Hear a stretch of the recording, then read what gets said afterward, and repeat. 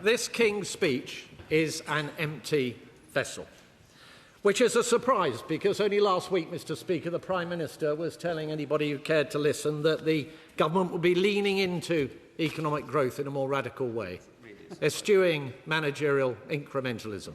And yet we have heard nothing other than that, at best, from the Right Honourable Lady just now. Of course. Gentleman just now. Easy mistake to make. If only the Chancellor were here, Mr. Speaker, I'd be right about everything.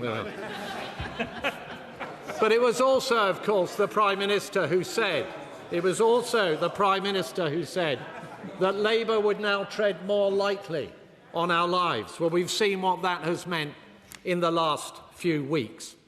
It was also said by the Chancellor that, of course, it would all be growth, growth, growth. And whilst the Right Honourable Gentleman trots out and trumpets the latest uplift in the forecast, very modest uplift of the IMF, he neglects to mention that they were actually forecasting back in January 1.3%, not the 1% today.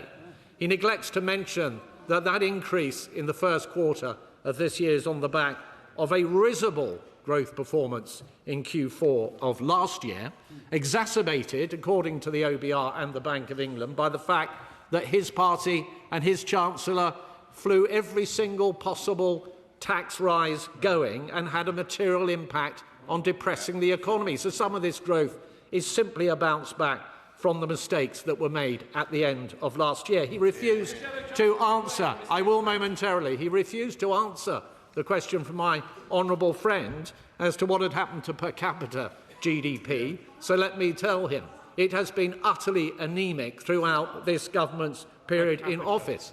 And also he failed to mention, Mr. Speaker, that in the notes to the IMF's comments on upgrading the growth forecast for this year, they point to domestic uncertainty possibly weighing down on consumer spending and investment decisions. I wonder what they could possibly be referring to, Mr. Speaker, when they talk about domestic uncertainty. And as to our record, I need to remind him that on the day of the general election, we had inflation bang on target at 2%. It's now 50% more than that.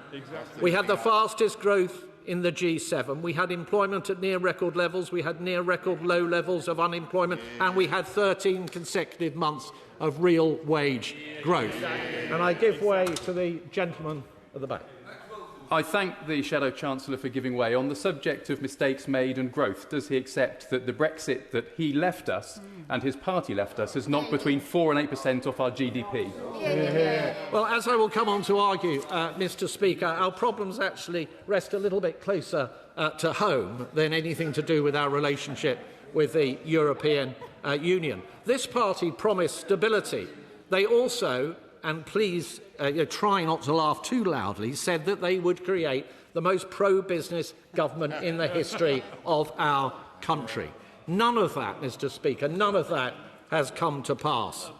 In fact, it's not just the Prime Minister that is the problem. Whoever goes on to lead the Labour Party, if this Prime Minister is replaced, will not do any better. And the reason is this, that the party opposite had no plan as to how to improve our economy. They had no plan at all. They had a plan to win an election, which is to keep your profile as low as you can, to hold the Ming vase and tiptoe across the shiny floor towards that loveless landslide. But they had no plan for the people of our country. And they are in hock to their own backbenchers, Mr. Speaker. We know that every time they try and do something that requires some backbone, they are stopped by their backbenchers. And, Mr. Speaker, the record of this government is appalling, not just on growth. Unemployment. I noticed the Right Honourable Gentleman did not mention unemployment once, and he certainly didn't mention youth unemployment, because the record is appalling. The highest unemployment in 5 years under this government. Youth unemployment nudging up towards 20%. Under the last Labour government, I will in a moment, under the last Labour government, Mr. Speaker, youth unemployment increased by over 40%. Under the last Conservative government, it reduced by over 40%. And I give way to the Honourable. I'm grateful to my right honourable friend. Isn't it shameful that the government is now having to subsidise employers in taking on young people, when in fact it's the government's very actions in imposing higher national insurance charges, higher minimum wage, higher burden in the Employment Rights Act that have caused the problem in the first place. The honourable friend is entirely right. It's like trying to apply the accelerator whilst having the brake on full tilt. That is what this government is doing, the total illogicality of the approach that they are taking. And when it comes to inflation, inflation is up compared to where it was under us. It's about the highest in the G7. It certainly was last year. And as we lean into the challenges of oil price and gas price spikes, that is a weak position to be in, and most economists will make that point. When it comes to borrowing, Mr. Speaker, the party opposite has borrowed a full £250 billion more across this Parliament compared to the plans that they inherited. No wonder that our borrowing costs are the highest in the G7. They are higher than Greece. They are higher even than Morocco. And why has this happened, Mr. Speaker? We know why it's happened, because it's what socialists do. What socialists do is they believe that you can tax your way to prosperity. I tell the right honourable gentleman, you cannot. The £25 billion of additional tax on businesses, national insurance increases, has crucified business in this country. It has fallen predominantly, I will in a moment, it has fallen predominantly on young people, because it was not just an increase in the rate, it was a reduction of the threshold at which that tax cuts in. And that means that young people have borne the brunt of that tax increase. And the sectors that rely predominantly on first-time jobbers, young workers, part-time workers, female workers, have been crucified in turn. And that includes the retail, hospitality and leisure sector, where over 100,000 jobs have been destroyed by this government. I give way to the... I thank my right honourable friend for giving way. And in Bognor Regis and Littlehampton, I opened the new Premier Inn on Friday this week, a project that was passed under the last Conservative government. But in my constituency, many businesses are failing because of the increased costs and regulation. Would the right honourable friend to me agree that this is an absolute travesty for our country? My honourable friend is absolutely right, and I've had great pleasure in visiting her constituency in the past to speak to businesses, and it's exactly what they complain of. The government has taken no efforts to get on top, in this King's Speech, of the benefits bill. There is a reference to it and the Timms review. And what we know with the Timms review on personal independence payments, Mr. Speaker, is within its terms of reference is an explicit statement that this is not about controlling the welfare bill. There will be no savings as a consequence of the Timms review. That is not good enough. We have got to be about getting people off benefits and back into work. I'll give way. Does my honourable friend not agree that we're seeing not only the letting down of young people, but actually a deeply immoral act of keeping people on welfare, when we know that in 5 or 10 years' time, when they've been on welfare for so long that they won't have any options, they will be left effectively slaves of a state that has no concern for them, and nobody in this chamber today will have any power over how the welfare state will behave then. But they will have no options, and it will be this House's fault and that government's fault for having kept them there and imprisoned them. That is entirely right. Mr. Speaker, on this side of the House, we know that work matters. We know that it matters to get people off benefits. We know that people's mental health is improved by people going to work, having that social interaction, that routine, that sense of pride and self-worth that comes with work. And that is why the unemployment levels and the failure of this government to tackle benefits is so appalling. I give way to the honourable lady. So I thank the Shadow Minister for giving way. I actually used to work in the employment service, and under Thatcher, she was encouraging us to take people off of signing on and sign them on the sick. You created a whole generation of people on the sick just to manipulate the numbers. How do you like those apples? Well, Mr. Speaker, I think all these flashbacks to the 1980s are a slightly desperate attempt to get away from the 2020s, I think. The other thing that socialists love to do, I will in a moment, I'll make some progress, that socialists love to do, Mr. Speaker, is they love to borrow and borrow and borrow and spend and spend and spend until they run out of other people's money. And that is precisely what this government has done. When it comes to fiscal rules that the right honourable gentleman mentioned, of course he failed to mention that this Chancellor, in the run-up to the election, said she would abide by our fiscal rules. She promptly changed them so that she could borrow more, flipping from public sector net debt as a definition of debt to public sector financial liabilities. It allowed her to take the brake off and to borrow and spend even more as a consequence. I give way. I'm flashing back to the 1980s. And would the right honourable member like to remind us when the Conservatives last balanced a budget? The current account went into a slight surplus just around 2015. 16, around that sort of level. The current account did, actually, and that was on the back of inheriting a £160 billion deficit from the party opposite in 2010, running at over 10% of GDP. Another example of the disasters of a Labour government in action. And the right honourable gentleman earlier spoke of artificial intelligence and the opportunities, and he's quite right to do that. He's quite right to do that. But what we know of artificial intelligence in the labour market is it will have a profound effect on the labour market and a very uncertain effect. And what we know is that we need a flexible skills offer to deal with that, and we need flexible labour markets. But what this government is doing through the Employment Rights Bill is making the labour market more rigid, and that is going to hurt particularly younger people who do not have a track record in employment. So do not be surprised if youth unemployment continues to hover around 16–17% as a consequence of the actions of this government. Now, of course, we know that when it comes to leaning into these challenges, there's no plan. This government's not going to do anything. It's just involved in internecine introspection, a civil war now within the Labour Party. They said that they would tread lightly on our lives. In fact, they're now stampeding all over them. And the rivals to the Prime Minister now are going to be looking to double down on the very policies that I have just set out, these ruinous policies.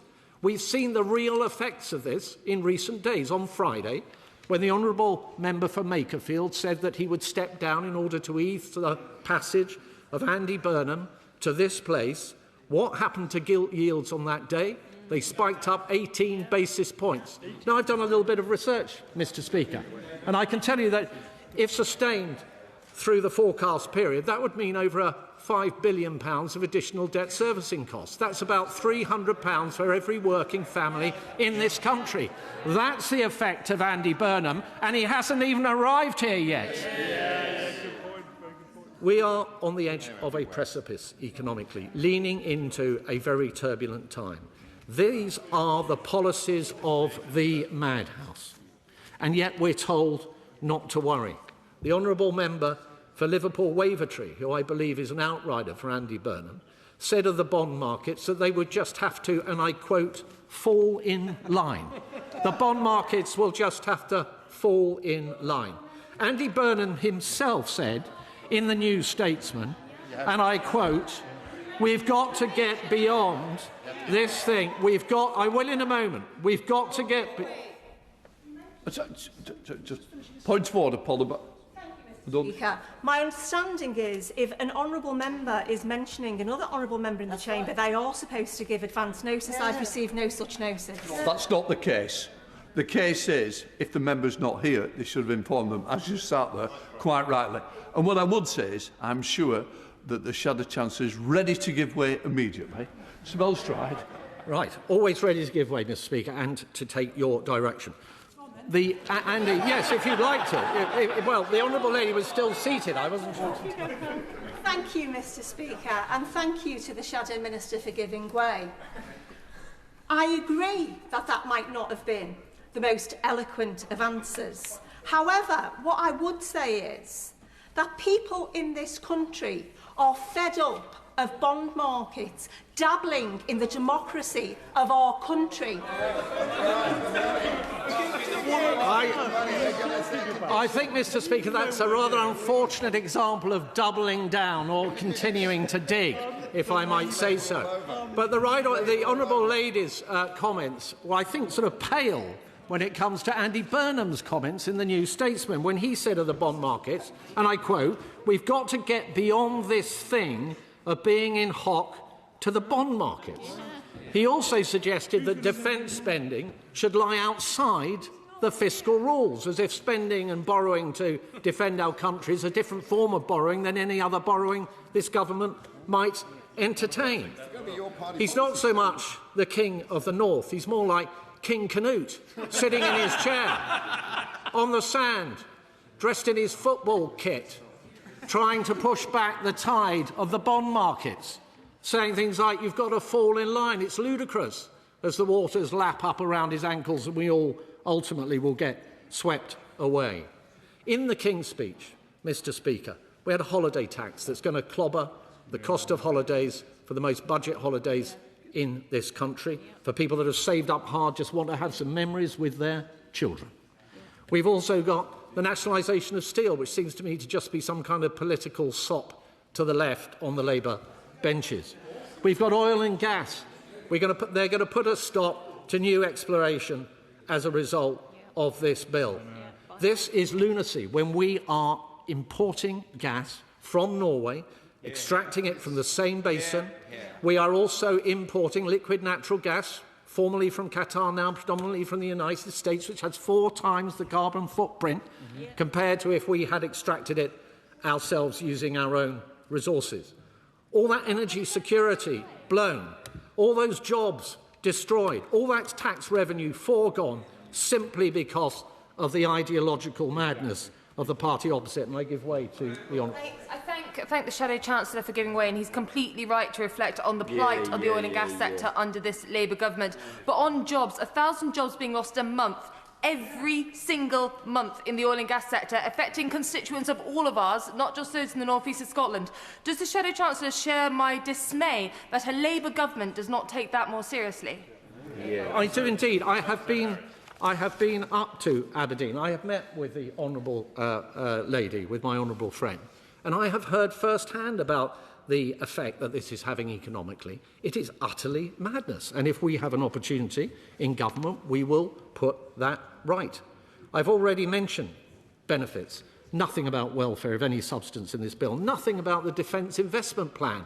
Where is the Defence Investment Plan? It was promised back in September. And then we have the Regulating for Growth bill. An oxymoron, if ever there was one. Regulating for Growth speaks to the heart of all you need to know about this Labour government. They know nothing about the economy, nothing about job creation, nothing about businesses. Briefly. Thank you, Mr. Speaker. Can I thank the Shadow Minister for what he's saying?